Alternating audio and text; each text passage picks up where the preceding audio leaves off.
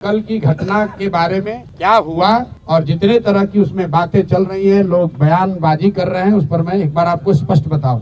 परसों ये प्रशासन को सूचित किया गया था कि छात्र, चूंकि गर्दनी बाग धरना स्थल पर जगह कम है, सब छात्र एक साथ बैठकर बात करना चाहते, इसके लिए गांधी मैदान में गांधी मूर्ति के पास सारे छात्र एक साथ बैठेंगे।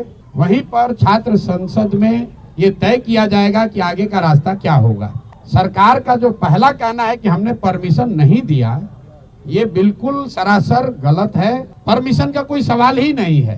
गांधी मैदान सार्वजनिक जगह है, वहां लोग दौड़ने के लिए, बैठने के लिए, बातचीत करने के लिए जाते ही रहते हैं। अगर सरकार, इतने बड़े बड़े बंगलों में सरकार के मंत्री पदाधिकारी रह रहे हैं, ये बच्चे कहाँ जाएंगे बात करने? ये वहां कोई धरना प्रदर्शन नहीं कर रहे थे, आपस में बैठकर बातचीत करने के लिए। चूंकि संख्या बड़ी थी तो ये तय किया गया कि गांधी मैदान में गांधी मूर्ति के नीचे बैठकर सब लोग बात करेंगे। आपने खुद देखा, सारे छात्र वहां जमा हुए, कोई गलती किसी ने नहीं की, कोई हल्ला हंगामा नहीं हुआ, छात्रों ने आपस में बातचीत करी, कोई तोड़ फोड़ नहीं हुई। छात्रों ने अपने आगे का नेतृत्व का चयन किया।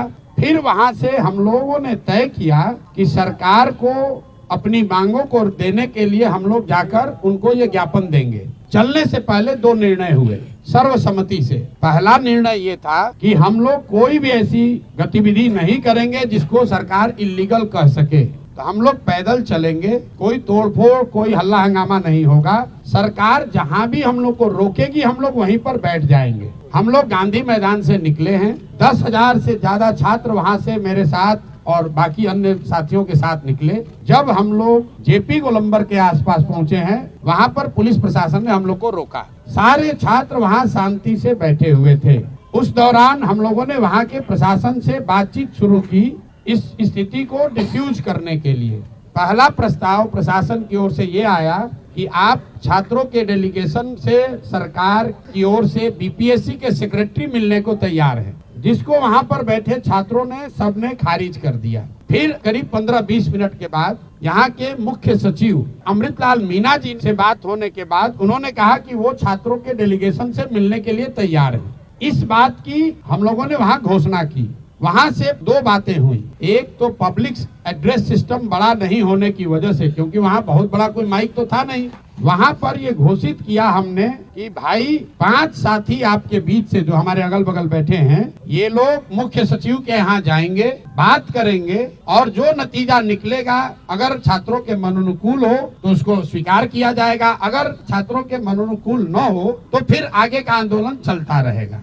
वहाँ से मैंने छात्रों से अपील की कि सारे लोग, आप लोग चलिए, जिसको घर जाना है घर जाइए, जिसको वापस गांधी मैदान चलना है गांधी मैदान चलिए। वहां से मैं निकला हूं और बिस्कोमान पर मैंने फिर मीडिया के कई साथियों को वहां पर ये सारी बातें मैंने बताई है। फिर बिस्कोमान से गांधी मैदान वापस जाकर हम 45 मिनट तक बैठे रहे हैं। जो छात्र भी हमारी बात सुन पाए थे वो सब छात्र हमारे साथ वापस वहाँ गए। 10,000 से ज्यादा का जो क्राउड था, आधे से ज्यादा लोग चले गए। 1,000-2,000 लोग वहाँ टिके रहे। उसमें अलग अलग मत के लोग थे। कुछ लोगों का ऐसा मानना था कि भैया हम लोग यहाँ आ गए हैं, अब हम लोग पीछे नहीं हटेंगे, हम लोग को यहीं बैठे रहना है। कुछ लोग हम लोग की ओर से प्रयास कर रहे थे समझाने का कि भाई अगर आपको बैठना भी है तो चल के गांधी मैदान पर फिर बैठा जाए। हमने वहां बैठकर बुलाने की कोशिश भी की। कुछ छात्र नेता आए, कुछ नहीं आए। सिट आउट खत्म होने के 45 मिनट के बाद मुझे ये सूचना मिली कि पुलिस ने वहां पहले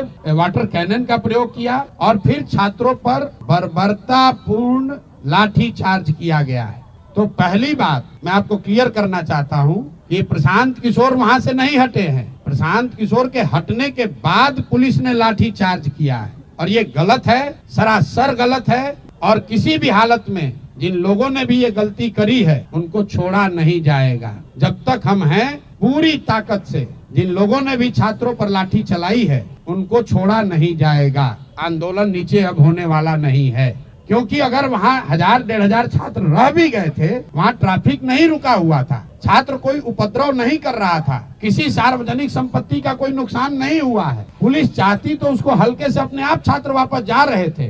पुलिस ने जिस बर्बरता से लाठी चार्ज किया है, मुझे ऐसा लग रहा है ये पटना में 2-4 पुलिस अफसर, इनको नया हीरोइज्म करने का आदत हो गया है।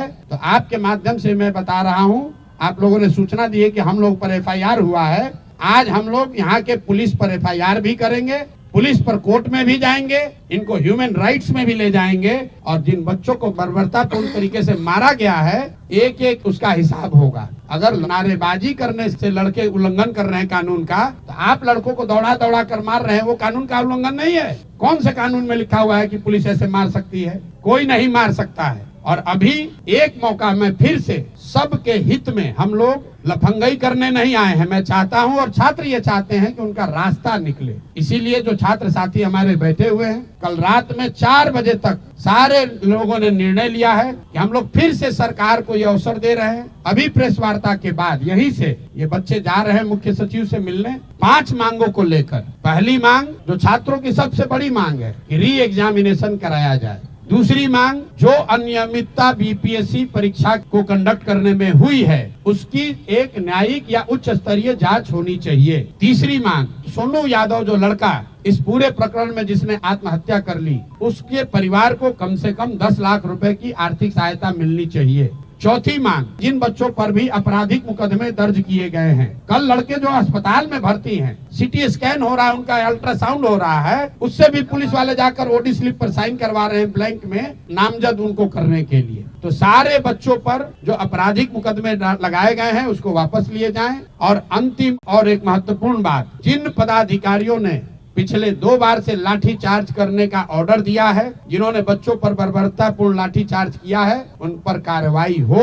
ये 5 मांग को लेकर ये साथी खुले मन से और अच्छे मन से सरकार के सबसे बड़े पदाधिकारी मुख्य सचिव से मिलने जा रहे हैं। हम लोग की अपेक्षा है कि सरकार इस मामले को यहीं पर खत्म करेगी, बच्चों की बात को मानेगी और बच्चे जो चाहते हैं जहां तक संभव हो सके उनकी बात को माना जाए। अगर सरकार नहीं मानेगी तो ये बच्चे, पूरे बिहार के युवा, जो लोग भी इन बच्चों के साथ सिंपैथी रखते हैं वो, और जो भी सरकार के इस लाठी तंत्र के खिलाफ हैं, वो सारे लोग पूरे राज्य में एक दिन भी हम लोग चैन से बैठने वाले नहीं हैं। और 2 जनवरी से अगर ये मामला नहीं निपटा तो मैं स्वयं प्रशांत किशोर, मैं इनडेफिनिट यहाँ पर धरने पर खुद बैठूंगा इन बच्चों के समर्थन में। इन 5 मांगों के समर्थन में कहीं एक कदम भी पीछे हटने का सवाल नहीं है।